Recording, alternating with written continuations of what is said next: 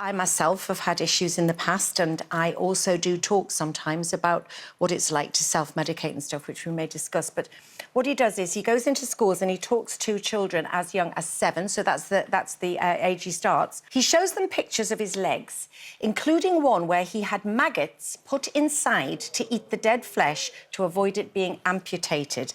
And this picture, well, naturally gets the most shocked reaction from pupils, but he does believe that early intervention is important for this issue. You know, I know that sounds shocking, but I kind of agree. I mean, when I think about, and as you know, I've spoken often about Mark and him being in recovery for the last 15 years, Mark, my husband, and it's just been like an ongoing conversation with our children, so it's always been there, the perils and how easily it can be to fall into a situation where you find yourself trying stuff out and all this. So we've always had that conversation, and that's an ongoing conversation now as they've grown up. Yeah. And I think it's really hard to engage children in something that is hypothetical, way in the future. You know what it's like. We all think we're indestructible when we're young. Not even as children. We do sometimes into adulthood. Yeah, exactly. So I think, and you know that you really engage children with gory stuff. So I'm not opposed to it. What do you think? Kelly? Well, I went to the park with my children, and we were just out in the park, and there were some youths, and they were obviously taking drugs and behaving in a manner that made us feel a little bit uncomfortable, and we weren't sure whether to stay or not. And so Regan, he said, you know, Mummy, what are they doing? You know, and he'd heard a conversation that they were saying, and they used the word drugs, which I'd never had to. I mean, he's 7. I've never had to have that conversation. But once he'd witnessed it and seen the behaviour and seen what they were doing, we sat down and we had a conversation. We just sat there in the park, and I said, look, these are what drugs are. These are some of the effects, and I'd really like you not to do it, and this is why. So what about if they did this in your son's school, and actually showing graphic pictures with an ex-addict there, saying, you know, because I think he talks about the fact that he was headed for a football career, you know, he was waking up in crack dens, hungry, lonely, frightened, you know, he got stabbed 4 times. He says all of this to the kids. How would you feel if your son came home and told you that? Firstly, I think that, you know, sometimes the more graphic something is, and, you know, like the cigarette commercials, for example, when something is graphic, it leaves a lasting, you know, visual in your mind of that thing.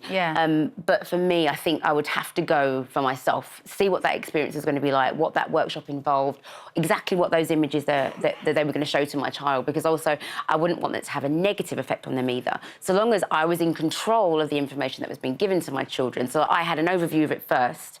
And when you say negative, do you think you'd have worries that they'd have nightmares? Yeah, absolutely. I think, you know, Regan in particular, he's a, you know, very visual person. Him seeing an image of a maggot inside a wound, eating at somebody's flesh, I think that could have implications of nightmares, and also not understanding the relation of that to the drugs. And that's a very extreme, you know. But I mean, when I talk about my own drug use, which was self-medication, there's also the fact that you can say to young children, you know, it ages you, it makes you the most boring person in the world, it causes massive mental illness and anxiety, so the initial high might be what you're chasing, but there are all sorts of other things that you can talk about without having to be as graphic.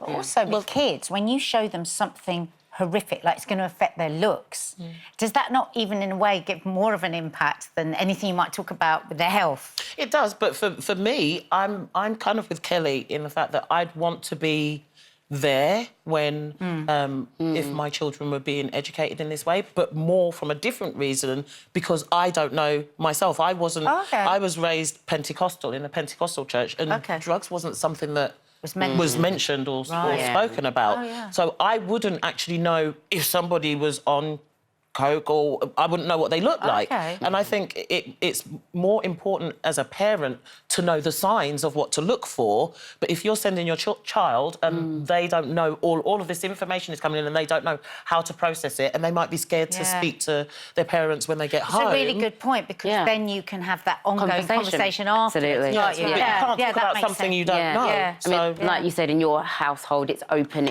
it's a conversation that happens, and your children are comfortable to say, what about about this, or you know, if they ever got, God forbid, got themselves into a situation, they'd be able to come home and have that open dialogue. And I think that's what's most important, that they can feel comfortable to say, whatever it is, I'm concerned about this or I'm concerned about that.